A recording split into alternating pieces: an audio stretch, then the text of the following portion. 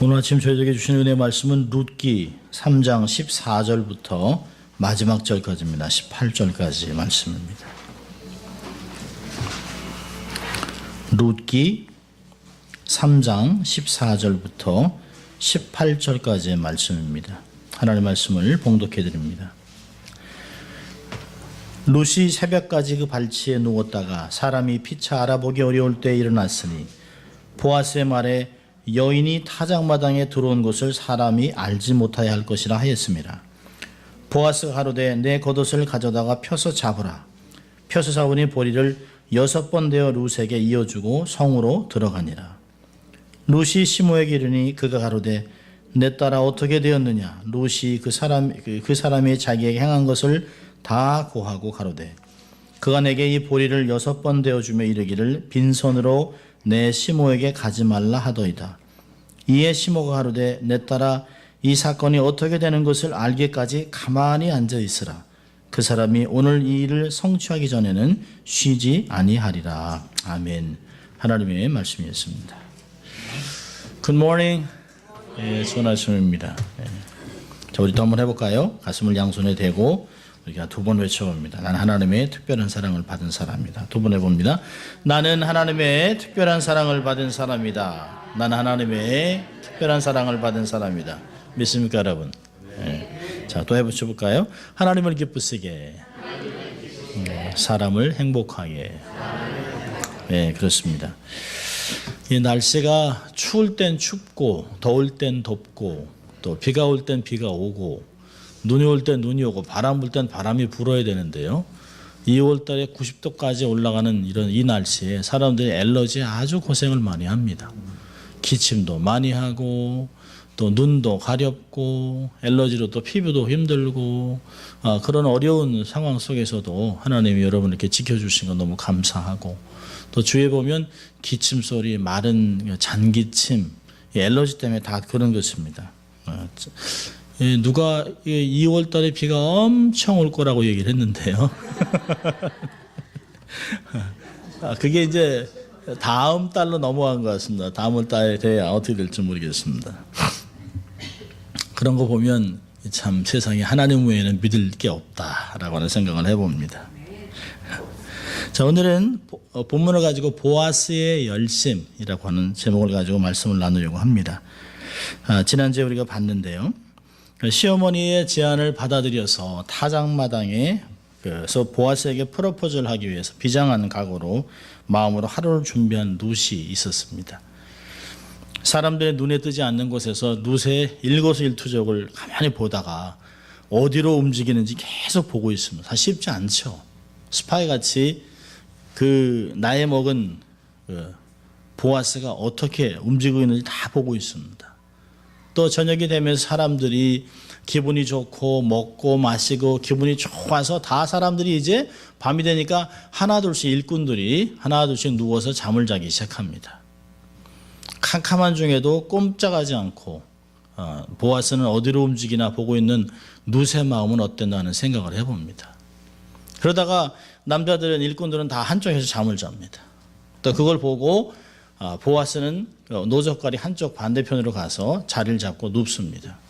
그리고 조금 있다가 아마 하는 소리가 막 들렸겠죠. 그런 거 보면서 이제 다 잠들었구나 라고 하는 생각이 거의 한밤중 아마 12시쯤 됐을 거예요. 아주 캄캄한 플래시라이트도 없고 아무것도 없는 상태에서 보아스가 누워있는 곳에 가서 보아스의 발치에 옷을 살짝 덮고 거기에 누웠습니다. 이 젊은 보아스 과부의 마음이 어땠을까요? 아마 가슴이 콩당콩당 뛰지 않았겠습니까? 근데 이불을 덮고 살짝 발치에 들어가 있는데 한밤중에 찬 공기를 느끼고서 보아스가 깜짝 놀라서 일어났습니다. 만약에 보아스가 누구야? 그랬으면 아마 이게 케이스는 다 깨졌을 거예요. 근데 깜짝 일어나서 놀라가지고 이렇게 봤어요. 자기가 룻이라고 얘기하고 저와 결혼해 주십시오. 당신이 우리의 고엘이기 때문입니다라고 하는 이야기를 듣습니다. 기가 막히죠. 그런데 마치 보아스는 기다렸다는 듯 조금의 망설임도 없이 그의 프로포즈를 그대로 수용합니다. 내가 그대로 다 해주겠다. 프로포즈에 승낙을 받은 사람의 마음은 얼마나 행복했을까요? 아마 우리도 그렇잖아요. 이거 프로포즈 할 때 저 사람이 준비가 됐을까? 내 말을 받아들일까? 아니라고 하면 어떡할까? 이런 마음이 있었을 것이에요. 그런데 조금의 망설임 없이 탁 받아들였습니다. 시어머니의 제안을 받아서 룻이 보아스를 만나기 위해서 깨끗하게 단장하고 간 그도 잠을 못 잤고, 또 보아스도 12시에 잠이 깨서 잠을 못 자고, 또 집에서 며느리를 보내놓고 이 미션을 보내놓은 어머니는 아마 잠은 한숨도 못 잤을 것입니다. 이게 어떻게 됐을까? 밤은 왜 이렇게 길어? 왜 이렇게 새벽에 안 오는 거야? 이러면서 아마 그냥 자꾸 내다보지 않았을까 하는 생각을 해봅니다. 남들은 다 자는 밤에 세 사람이 잠 못 들고 있습니다. 나오미, 룻, 보아스. 자, 오늘 14절을 보시기 바랍니다. 오늘 본문을 보면 14절에 지난주에 봤던 13절 마지막에 여기 누워 있어라. 새벽 아무도 모를 때 떠나라고 얘기합니다. 내가 다 책임지겠다. 아침까지 누워 있으라고 얘기합니다. 14절에 우리 14절 같이 읽죠. 룻이 새벽까지 그 발치에 누웠다가 사람이 피차 알아보기 어려울 때 일어났으니 보아스의 말에 여인이 타작마당에 들어온 것을 사람이 알지 못하여 할 것이라 하였습니다. 예, 룻이 새벽까지 그 발치에 누워 있습니다. 룻은 이제 보아스에겐 당차게 막 얘기했습니다. 결혼해 주세요 라고 하지 해놓고서 승낙이 딱 되니까 그 다음부터는 다소곳해집니다. 마치 이미 보아스의 사람이 된 양, 보아스가 시키는 대로 순순히 잘 듣고 있습니다. 자기의 의견을 전할 때는 얼마나 당차게 말해요. 어머니가 시키는 대로 하지 않았습니다. 그런데 그렇게 당차게 말해놓고는 보아스의 지시에 이제부터는 순종할 때는 말없이 아주 순종하는 여인의 모습들을 보여주고 있습니다. 마치 보아스의 이미 품에 안긴 아내 같은 모습으로 순종하고 있습니다. 아마 룻은 새벽까지 아마 잠깐이라도 잠을 자지 않았을까 하는 생각합니다. 긴장 속에 막 얘기했다가 보아스가 그래 다 해줄게라고 하니까 긴장이 확 풀리면서 마치 남편의 품에 잠이 드는 것 같이 그렇게 아마 잠시 눈을 붙였는지도 몰라요. 그리고선 새벽까지 발치에 누워있다가 사람이 피차 알아보기 어려울 때 일어났습니다. 왜 그랬을까요? 여긴 두 가지 이유가 있다고 생각합니다. 룻이 보아스의 말대로 새벽까지 발치에 누웠다가 일어난 것은 보아스가 룻에게 사람이 알아보지 못할 때 일어나라 그렇게 얘기한 것이 아니에요. 원문을 보면 보아스가 스스로 얘기했습니다. 이거 사람들이 알아보지 못해야 될 텐데 그 일이 복잡해지고 틀어지면 안 되는데 라고 하는 보아스의 말을 들었습니다. 원문을 보면 보아스가 룻에게 말한 것이 아니에요. 보아스가 스스로 자기에게 얘기한 것입니다. 그 말을 잘 들었습니다. 그런 말이 있습니다. 보아스는 좋지 못한 소문으로 그녀의 삶이나 자기의 삶이 복잡해질 것을 원치 하지 않았습니다. 그래서 타작마당에 여인이 있었다라고 하는 것을 알지 못하도록 하라고 스스로 이야기하고 있습니다. 사실 부도덕한 일은 없었지요. 그런데 남의 말하기 좋아하는 사람들은 사실을 제대로 살피지 않고 말하기 일쑤입니다. 우리 한국말 그렇잖아요. 그런 것 같더라라고 얘기하면 이미 이쪽에서는 그랬다 이렇게 표현합니다. 그러다 어떻게 될까요? 아이고 얌전한 고양이 부뚜막에 먼저 앉는구만. 또 그러세요. 원래 그런 사람인데 엉큼하게 지금까지 저러고 있었구만. 혀를 차면서 몹쓸 사람들 같으니 이 동네 이게 창피해서 부끄러워 살겠나 이렇게 변하는 것이에요. 여러분 베들레헴이 얼마나 큰가요? 제가 말씀드렸던 것이 베들레헴은 고작 200명 남짓 사는 사람들이 살아갑니다. 아마 옆집에 있는 숟가락이 몇 개다라고 하는 것도 알 거예요. 아마 밤에 누가 쑥 들어오면 누구 집에 손님 왔대 이렇게 알 정도로 동네가 다 서로 아는 동네입니다. 그러니 소문이 퍼지면 무섭습니다. 악의적인 소문은 쓰나미가 돼서 명예도 훼손되고 기업이 파산되고 아주 신성한 파괴 등으로 공동체가 무너집니다. 그럼 살인은 한 사람을 죽이지만 이 악의의 소문은 말한 사람, 듣는 사람, 또 그 당사자까지 다 죽습니다. 피해를 보게 되는 것이죠. 말 조심을 해야 합니다. 물고기는 항상 입으로 걸립니다. 입으로. 물고기는. 소문내지 말아야 합니다. 내가 확인했다 할지라도 당사자가 얘기하기 전까지는 절대로 소문내지 말아야 합니다. 또요, 처신을 잘해야 합니다. 다른 사람이 오해할 행동을 하면 안 돼요. 빛 가운데 살아야 합니다. 악의 모습은 흉내도 내지 말아야 합니다. 아마 보아스나 룻이나 아마 이러한 불필요한 소문이 나는 것을 미연에 방지하기 위해서 이거 선한 일인데 좋은 일인데 이거 남들에게 이렇게 밝혀지면 안 될 텐데 남들에게 이게 좋지 않은 소문이 나면 안 되는데라고 하는 그런 입장에서 아마 보아스가 얘기했을 것이에요. 근데 사실은 더 중요한 것이 있습니다. 왜 보아스가 여인이 타작마당에 들어온 것을 사람이 알면 안 될 텐데 라고 하는 말을 했을까요?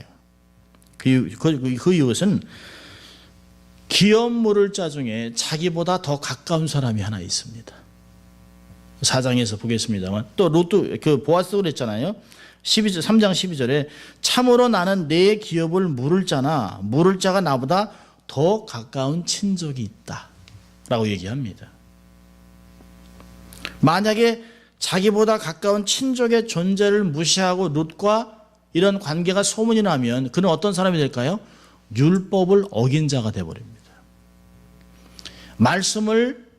하나님을 경외하고 말씀 공동체, 언약 공동체로 있는 유다 지방의 에브라다 지방의 이 언약 공동체 안에서 언약을 어겼다, 말씀을 어겼다라고 하는 것은 굉장한 치명타입니다.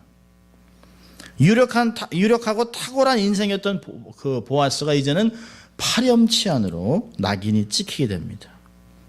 그렇게 되면 이제까지 쌓아놓은 자기의 명예는 하루아침에 물거품이 되고요. 룻은 공동체에서 쫓겨나는 율법을 어긴 그런 존재가 되어버립니다. 아주 극단적인 결과가 나타날 수도 있어요. 그래서 룻은 잠시 눈을 붙였을지 모르지만 보아스는 한숨도 잠을 못 잡니다. 만약에 사람의 눈에 들키면 이거는 소문 정도가 아니라 나도 마찬가지고 룻도 마찬가지라는 것이에요. 그 사람 어떤 면에서는 자기 곁에서 이렇게 잠을 새근새근 자고 있는 그 룻을 보면서 아이고 이거 호사다마 되면 큰일 나는데 이 좋은 일에 이게 누구라도 보면 큰일 날 텐데 하는 일들을 생각하고 있습니다. 자, 15절에 보니까요. 보아스의 마음을 한껏 표현하고 있습니다. 일찍 일어났습니다. 일어났으니까 얼른 가라고 해야 할 텐데요. 그 바쁜 중에도 보아스가 뭐라고 그러냐면 보아스가 가로되 내 겉옷을 가져다가 펴서 잡으라. 펴서 잡으니 보리를 6번이나 대줍니다. 그래서 묶어서 자루가 되는데요. 6번이 도대체 뭘까라고 하는 생각을 해봅니다. 6번을 주었는데 뭐로 퍼졌는지 밝혀지지 않고 있습니다. 보리를 댈 때 통상적으로 쓰던 어떤 그릇이었을 것이에요. 우리 한국에서도 보면 홉, 돼, 말이라는 사이즈가 있잖아요. 어릴 때 보면 쌀 좀 가서 몇 대 사오라고 그러면 가면 이렇게 네모난 거에 이렇게 쌀 담아가지고 싹 긁어서 이게 담아주죠. 5대, 뭐 2대 이런 식으로 가져옵니다. 이게 한 대는 밥을 하면 아마 한 5명, 6명이 먹을 수 있는 그런 것입니다. 아마 말로 6개 줬으면 못 들죠. 근데 아마 이 대 정도 돼서 이스라엘은 그 스아라고 하는 사용되는 그릇이 있습니다. 그래서 6번을 담아줬다면 아마 거의 60파운드입니다. 그럼 아마 한 28kg, 한 30kg 되는 정도의 보리를 담아주었을 것이에요. 그러니까 룻은 우리가 생각하는 것 같이 호리호리한 그런 여자가 아닙니다. 룻은 건강한 여인입니다. 건장합니다. 30파운드도 너끈히 지고 갈 수 있는 그런 건장한 여인입니다. 보아스는 그녀의 머리에 이것을 이어줬습니다. 보아스가 이 분주하고 아주 긴장감이 있는 이 새벽에 다른 사람이 보면 큰일 나는 이 상황에서도 보리를 30파운드나 줘서 머리에 이고 갈 수 있게 하는 이유는 뭘까요? 저는 한 3가지 정도 있다고 생각합니다. 첫째는 뭐냐면 나오미를 위해서 곡식을 보내는 것이에요. 보아스 자신도 나오미를 위해 움직이는 룻의 마음에 동참하는 것이죠. 어릴 때 그러잖아요. 어른 만나러 가는데 빈손으로 가면 안 된다. 뭐라도 하나 사가지고 가라. 그런 얘기를 합니다. 어릴 땐 에이 그랬는데요. 나이가 들으면서 보니까 아이들 시킬 때도요. 야 할아버지 댁에 갈 때는 사과라도 한 몇 개 사가지고 가거라. 결혼 또 빈손으로 가면 안 된다. 그러니까 어른들을 공양하는 그런 마음이 있었을 것이. 또 하나는 룻이 새벽 미명에 밭에 나왔다는 구실을 만들어주기 위한 것이죠. 만약에 룻 이 새벽에 웬일이야 라고 하면 보리를 주워 일찍 나왔습니다 라고 하면 되는 것이에요. 이야기를 말을 해줄 수 있는, 변명할 수 있는 그걸 만들어주는 것이죠. 또 하나 중요한 건 뭐냐면 룻과 결혼하겠다고 하는 징표를 누구에게 보내는 거예요? 나오미에게 보내는 것이에요. 마치 함을 줘서 보내는 것 같이 이제 결혼 내가 승낙했습니다. 걱정하지 마십시오. 내가 책임집니다 해서 60파운드의 보리를 보내면서 이미 나오미와 룻을 자기의 가족으로 여기고 있습니다. 그러니까 이삭 줍기에서 60파운드 주신 것과 이미 타작마당에서 다 끝난 정말 알고 60파운드 주는 일은 굉장히 달라요. 이미 가족이라고 하는 징표를 보낸 것이에요. 그러니까 이런 보아스의 마음을 나오미가 못 읽을 이유가 없죠. 룻이 와서 얘기를 하니까 딱 지고 오는 걸 보고 줬다고 얘기하니까 이미 마음이 딱 확정됩니다. 이제 됐구나라고 하는 이야기들을 하는 것을 볼 수가 있어요. 그럼 15절 마지막을 보면 보아스가 가로되 내 옷을 가져다가 펴서 잡으라. 펴서 잡으니 보리를 6번 대어 룻에게 이어주고 그는 성으로 들어가니라. 본문에 룻을 이야기하는 것이 아니에요. 보아스가 그렇게 줘주고 자기가 먼저 갔습니다. 먼저. 성내로 들어간 보아스를 얘기하는 것이에요. 룻에게 보리를 머리에 이어주고 나서 보아스는 곧장 성으로 떠납니다. 룻도 다른 길을 따라서 집으로 향해 가는 거죠. 새벽 매명에 어둠을 헤치고 두 사람이 서로 다른 방향으로 움직이던 모습들을 우리는 상상해 볼 수 있습니다. 마치 결혼이라고 하는 미션을 이루기 위해서 분주히 움직이는 두 명의 에이전트 같은 그런 모습들을 보는 거죠. 어떻게든지 안 들키기 위해서 먼저 불이 나게 갑니다. 그리고 카메라 앵글은 타작마당에서 나오미의 집으로 딱 옮겨놓습니다. 16절에. 16절은 재밌습니다. 룻이 시므에게 이르되 그가 가로되 내 딸아 어떻게 되었느냐. 룻이 그 사람이 자기에게 행한 것을 다 고했다라고 얘기합니다. 여러분 나오미의 질문이 참 재밌습니다. 룻이 집 안으로 들어서자마자 언급결에 시어머니가 한 말이 뭐냐면 너 누구냐? 라고 얘기했습니다. 이게 누가 한 얘기입니까? 보아스가 밤에 깜짝 놀라서 너 누구냐라고 했던 말하고 똑같은 얘기를 하고 있습니다. 우리말 개역본에서 보면 본문을 보면 내 딸아 어떻게 되었느냐라고 물은 것인데요. 히브리 원문에는 내 딸아 너는 누구냐 이렇게 얘기했습니다. 밤중에 보아스는 자기의 눈에 안 보이니까 누구냐라고 물어봤지만 나오미가 시어머니가 자기 며느리가 누군지 몰라서 누구냐라고 물어봤겠습니까? 저자는 우리에게 답을 찾아낼 수 있도록 물어보는 것이에요. 보아스가 물어본, 어머니가 물어본 이 룻은 과연 누구일까요? 라고 하는 질문을 우리에게 하는 것입니다. 그리고 이 성경을 통해서 3장, 4장을 통해서 우리에게 답을 주고 있습니다. 사실 이 질문에 대해서 물어보는 의도는 뭐냐면 시어머니가 룻에게 물어보는 내 딸아 어떻게 되었느냐 라고 하는 의역을 한 것이죠. 내 딸아 누구냐 라고 한 건 뭘까요?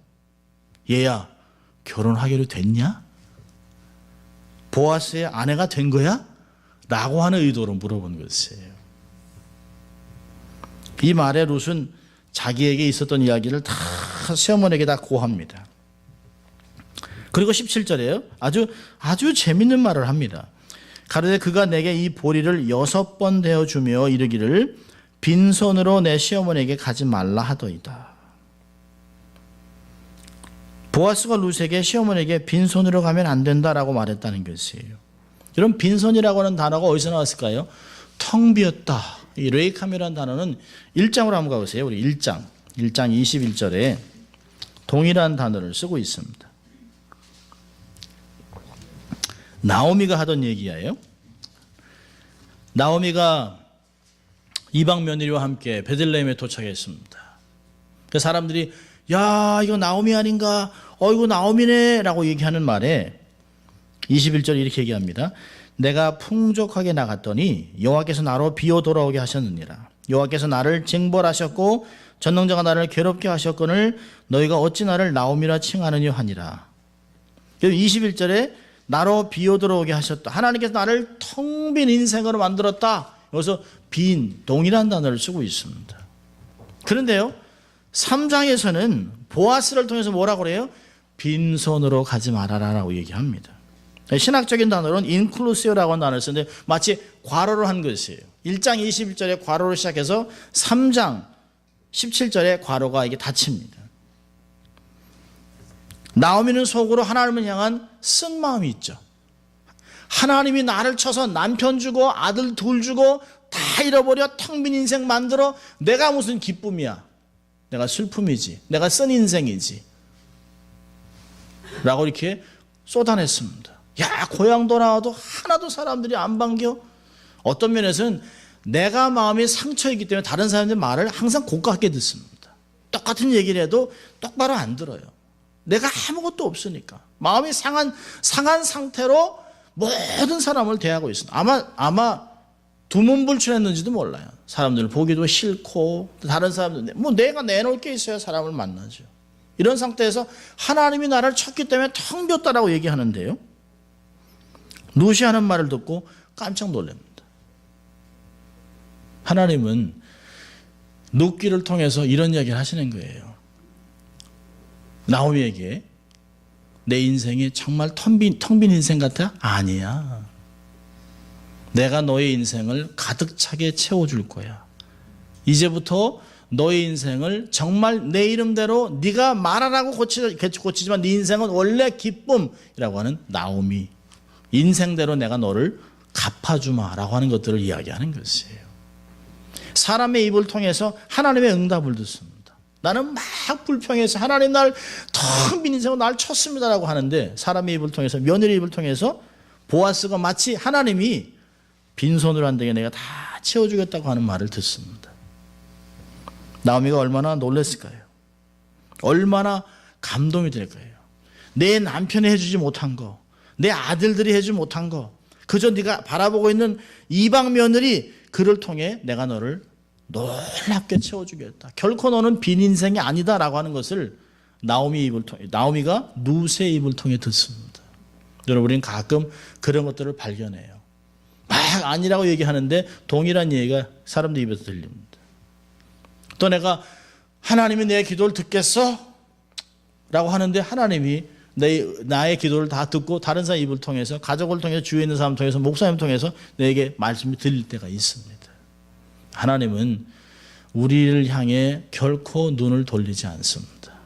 귀를 막지 않습니다. 사람은 잠이 들고 사람은 죽고 사람은 떠나지만 사람은 포기하지만 하나님은 포기하지 않습니다. 하나님은 끝까지 우리의 삶을 돌아보시고 끝까지 눈이 빠지도록 우리의 삶을 돌아보면서 때가 되면 가장 좋은 시간에 우리의 삶을 회복해 나가는 것을 볼 수 있어요.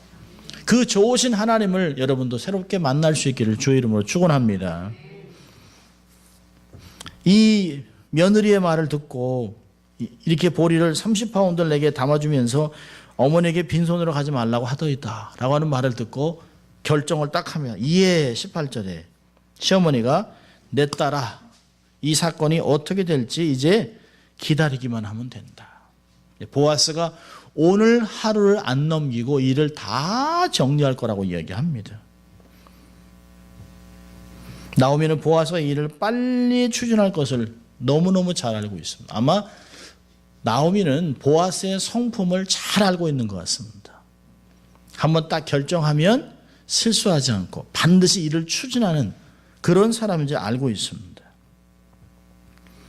자기가 감당할 일을 마무리하기 전까지 실수나 빈틈이 없이 처리하는 성격의 사람인 것을 자기 친족이기 때문에 너무 잘 알고 있습니다. 보아스가 룻과 결혼할지 여부를 결정하는데 오늘 하루를 넘기지 않습니다. 18절에 보니까 오늘날이라고 되어 있습니다만 이게 사실 한국말로 이런 말을 번역을 하는데 오늘입니다. 오늘 하루를 안 넘길 거라는 것이에요. 어떤 난관이 있어도 룻과의 결혼을 반드시 성사시킬 수 있는 사람이라는 것을 확신하고 있습니다. 그래서 뭐라고 그러니까 너는 가만히 앉아 있어라. 그리고 이제 기다리면 된다. 기다리기만 하면 된다. 마치 하나님이 보아스를 사용해서 나오미와 룻의 고난의 삶을 끝내려고 하고 있는 이유가 여기 있는 것이에요. 그래서 룻이나 나오미는 기다리는 일밖에 없습니다. 우리는 가끔 하나님의 응답이 오고 있는 것을 확신하면서도 불구하고 세컨드 플랜을 만들어 놓고 있습니다. 하나님이 이미 사람을 통해서 환경을 통해서 말씀을 통해서 이미 답을 다 주셨음에도 불구하고 우리는 어떤 마음이 있냐면 그래도 모르니까. 그래서 하나님이 다 최고의 A 플랜을 갖고 있는데 우리는 B, C 이렇게 플랜을 만들어 놓고 있습니다.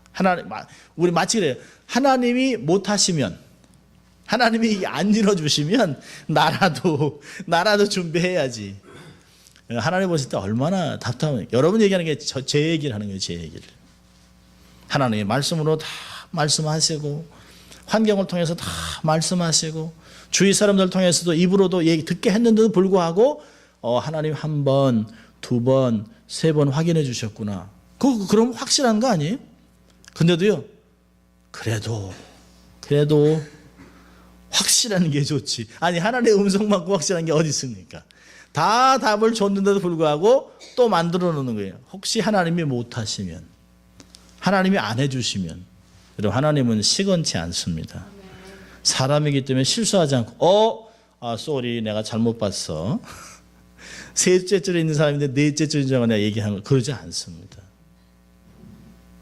절대 그러지 않습니다. 우리의 머리털 하나도 다 세심받았다고 하는 하나님, 안고 선물 다 아시는 하나님, 우리의 신음마저 다 들으시는 하나님, 그 하나님께서 우리의 삶을 얼마나 완벽하게 인도하시겠습니까? 그 하나님 앞에 잔머리를 굴리면 안 돼요. 여기서 얘기하잖아요. 기다리라. 너는 가만히 앉아 있으라. 잠잠함이 얼마나 중요한지 몰라요. 오늘날 이 사람이 이 일을 성취하기 전까지는 쉬지 않을 것이다. 이 말이 어디서 나왔을까요? 만군의 여호와의 열심히 이를 반드시 이루리라 하는 말하고 동일한 말씀입니다. 놀라운 말씀이죠. 오늘 두 가지 말씀을 교훈을 보려고 합니다. 첫째로는 뜻을 이루기 위해 대가를 지불하십시오. 뜻을 이루기 위해서 대가를 지불하세요. 룻은 남편의 가문을 세우기 위해서 밤에 타작마당에 나가는 결혼 프로포즈라고 하는 대가를 지불했습니다. 올인했습니다. 올인. 공동체에서 쫓겨날 수도 있는, 제가 설명드린 것 같이 공동체에서 들키면 쫓겨날 수도 있어요. 여러분 이방 여인이 베들레헴에 왔다 쫓겨나면 그 인생이 뭐가 되겠습니까? 그냥 나랑 떨어지는 거죠. 모든 것을 다 걸었습니다. 여러분 어떤 일도 저절로 되는 일은 하나도 없습니다. 하나도 없어요. 인생의 중요한 일이 어떻게 쉽게 이루어질 수 있겠습니까? 학생이 좋은 대학을 가려면 열심히 공부해야 합니다. 주위에 잃어버린 영혼을 주께로 인도하려면 시간과 물질을 투자해야 돼요. 예수 믿으세요 한마디로 안 됩니다. 커피라도 한 잔 대접해야 합니다. 날이 더우면 까짓 거 냉면이라도 한 그릇 대접하세요. 먹은 자는 말을 못합니다.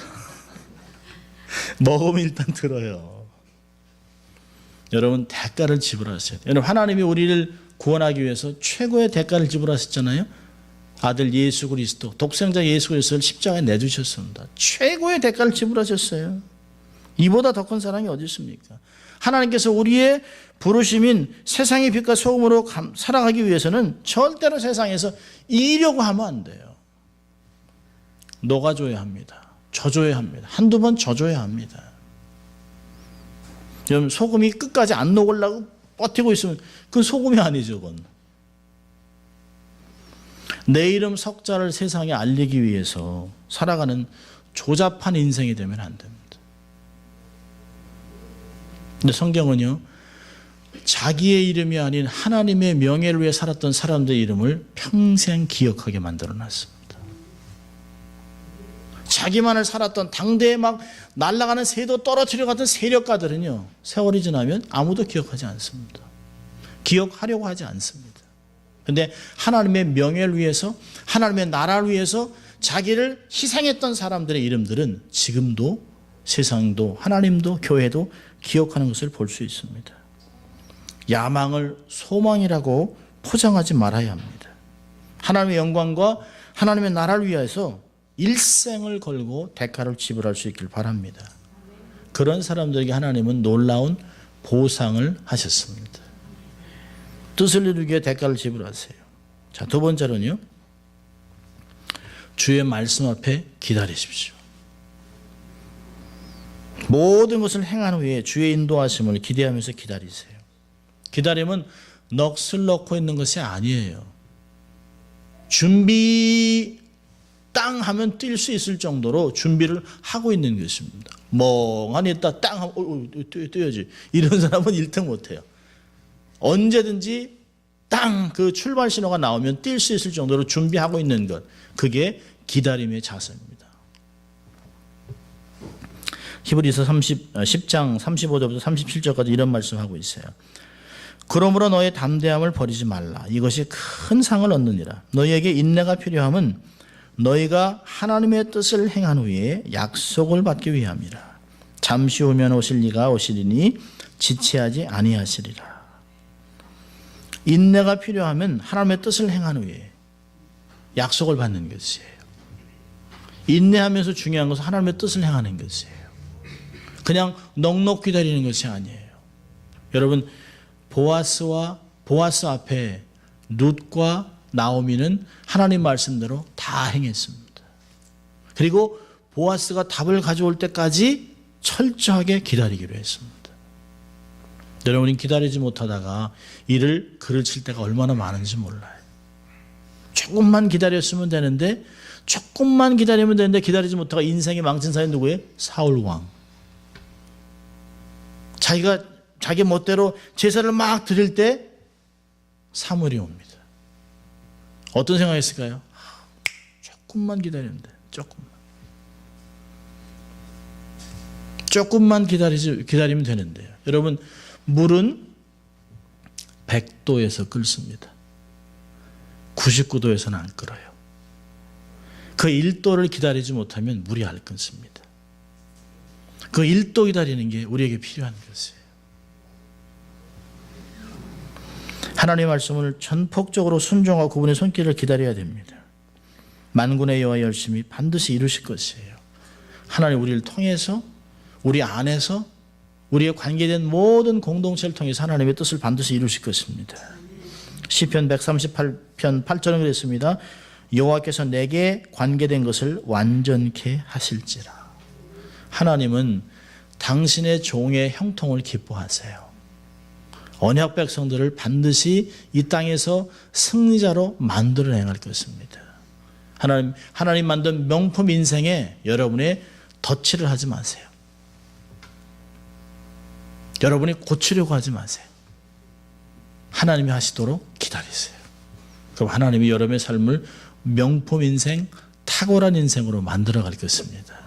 사람을 붙여서라도, 환경을 바꿔서라도, 여러분의 믿음을 키워서라도, 어떤 방법을 통해서 현재 여러분의 삶을 딱 맡고 있는 그 문제 뛰어넘어가게 하시든지, 문을 열든지, 다른 사람이 도움을 주든지, 어떤 방법인지 여러분의 인생을 반드시 승리자로 만들어낼 것이에요. 기다리십시오. 하나님의 응답이 속히 올 것입니다. 결국은 이 말씀을 통해서 여러분의 삶도 정말 반전을 경험하는 여러분 될 수 있길 주의 이름으로 축원합니다. 기도하겠습니다.